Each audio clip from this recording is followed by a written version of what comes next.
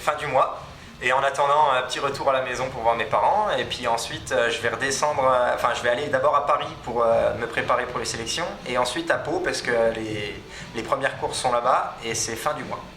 Ouais, forcément les piges olympiques arrivent vitesse grand V, c'est une année charnière. Hein. Ouais, bah là ça fait, il y a eu quelques années charnières avant parce que les sélections auraient pu commencer beaucoup plus tôt. Heureusement pour moi, les Français n'ont pas été super performants ces dernières années, alors il va falloir relever le niveau cette année, et puis il y a encore une petite place, une petite porte pour se sélectionner pour les Jeux. Il faut arriver devant Boris Neveu, c'est ça? Devant Boris Neveu, et il faut que lui fasse pas de podium aux Europes, mais déjà il va falloir passer par la case sélection française pour moi, et il y a 2 places cette année, donc ça va être encore plus tendu que d'habitude. Voilà, hein, je prépare au maximum, et puis on va voir ce que ça donne. Qu'est-ce qui te reste à bosser là?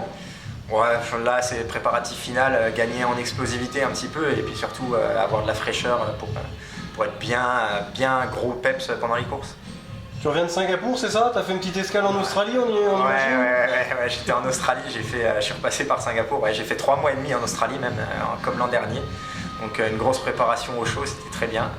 J'ai raté apparemment les bons mois ici et je suis revenu pour la pluie, le vent et le froid. Les incendies, t'as suivi ça de loin ou t'as été impacté? On était assez proches, on est en fait à Penrith qui est à 1 heure à l'ouest de Sydney, on est juste à côté des Blue Mountains qui ont bien brûlé, et on a eu de la chance parce que en fait les pompiers là-bas ont été super efficaces dans le coin dans les coins habités, et du coup ça s'est pas trop approché de nous, mais on a pris la fumée quand même quasiment pendant 2 mois, au début de mon séjour, pendant 2 mois, et eux les Australiens en ont pris depuis fin août en fait. Le coronavirus à Singapour, on se protège, on y pense, ou est-ce que tu as perçu des mesures de sécurité ou pas du tout? Ouais, bon, je suis resté à l'aéroport, hein, juste j'ai fait un transit, donc effectivement ils prennent la température quand même.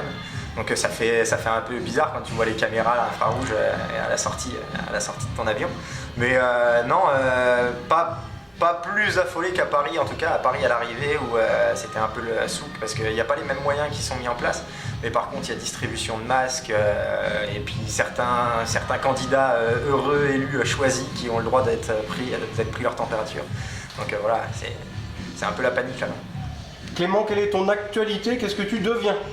Alors moi j'ai été en touche un peu, moi j'ai arrêté le haut niveau là pour le moment. Et du coup, pour te consacrer à tes études, pourquoi? Ouais, alors je continue mes études, je fais une école de commerce à distance, et du coup je suis nouveau coach au club d'Épinal, du coup j'interviens un peu sur toutes les strates, les jeunes, les moins jeunes, et voilà, du coup pour essayer de les amener vers la performance. Voilà, tu deviens éducateur, formateur, les résultats n'ont pas été à la hauteur de tes espérances la saison écoulée.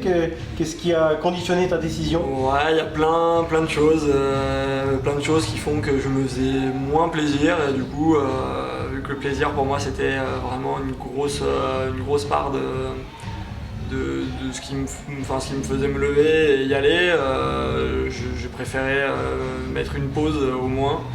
Peut-être un arrêt, c'est encore pas, je me laisse la porte ouverte si jamais l'envie revient, mais on verra. Il y a Paris dans 4 ans. Oui, on verra, mais non, pour le moment c'est pas du tout dans mes projets. Là, je continue mes études, là je bosse, ça se passe très bien. Au club c'est vraiment une super ambiance, et donc c'est cool. Ouais, donc tes jeunes, tu les prépares pour quelle échéance là?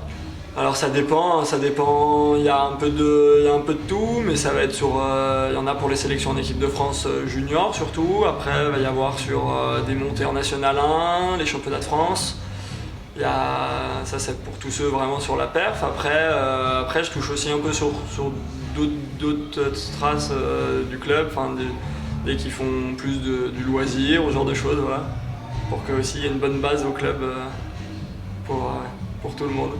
Voilà.